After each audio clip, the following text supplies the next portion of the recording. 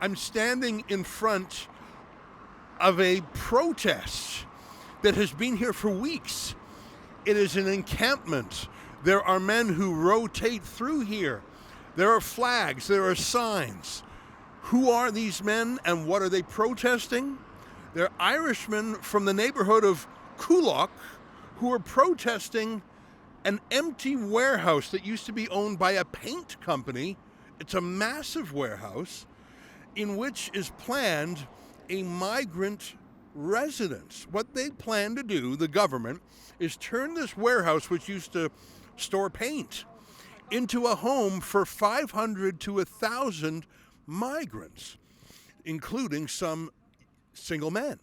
They seek to put modular homes into this building. And these people in the local community are saying they can't bear that.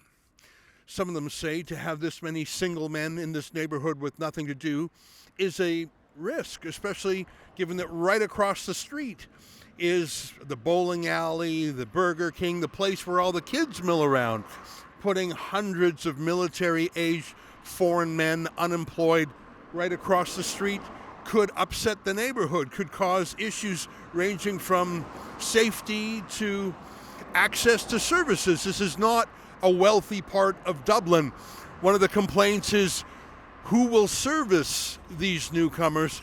I think the number one complaint, though, talking to some of the men who have staffed the protest around the clock, is that nobody asked them. This was being foisted on the community. A lot of people are happy to see us here. In fact, we just met one man who recognized us from Rebel News and thanked us for our work. He was very articulate, very passionate, and, to use a phrase, severely normal. I asked him if he would say anything on camera. He said he couldn't because he's part of the army. He's part of the Irish Army, and for him to express himself could get in trouble. We've met a lot of people who are familiar with our work, and it's a delight to hear that. It tells us that the themes we talk about on Rebel News apply to other countries as well. One of the things that these men remind me of are the movement, the freedom movement in Canada. They're grassroots people, working class people who feel completely shut out by the political elites. You can hear the horn honking in support as they drove by. It reminds me of the truckers. It reminds me of the anti-carbon tax protest that I saw by the side of the highway west of Calgary. This same spirit of ordinary people fighting back, not just against their national government, but against some sort of globalist agenda. Now, when you use the word globalist agenda, people in the establishment roll their eyes, but it's real, because it's certainly not a national agenda. Nobody in Coolock has voted to put 500 to 1,000 people in their neighborhood without asking. Nobody here was asked, let alone proposed it. They didn't have a debate in the Irish Parliament.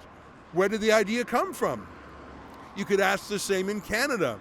We went from 250,000 migrants a year to 2 million, to 2.2 million, 900,000 foreign students, 600,000 foreign workers alone.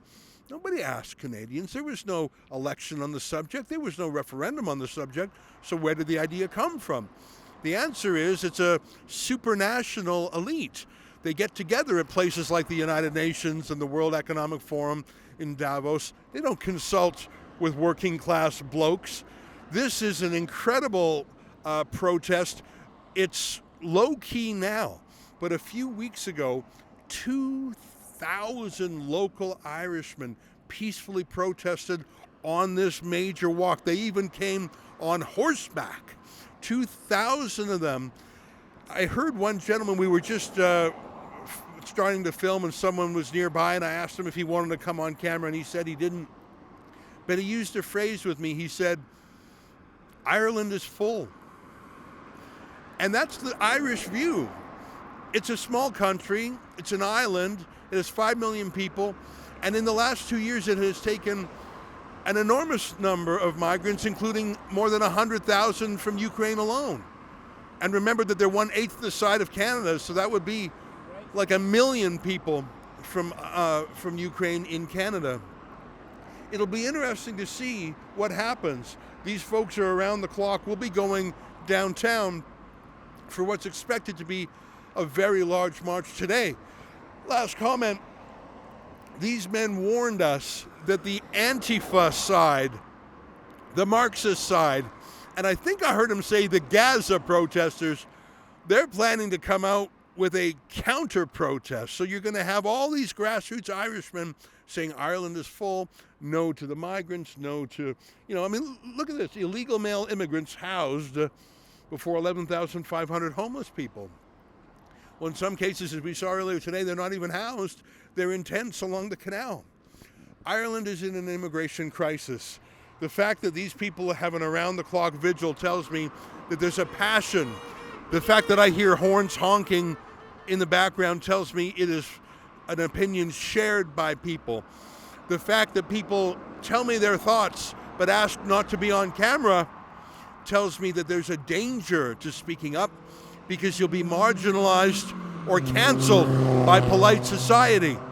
I suppose the massive march today is a way to change that and show the world that ordinary Irish people, not the far right, have deep concerns about what's going on. I'll have more later today. For all of my reports, go to migrantreports.com. And if you think this is important citizen journalism, feel free to chip in a few dollars, pounds, or euros to cover our economy class airfare and hotel to come out here.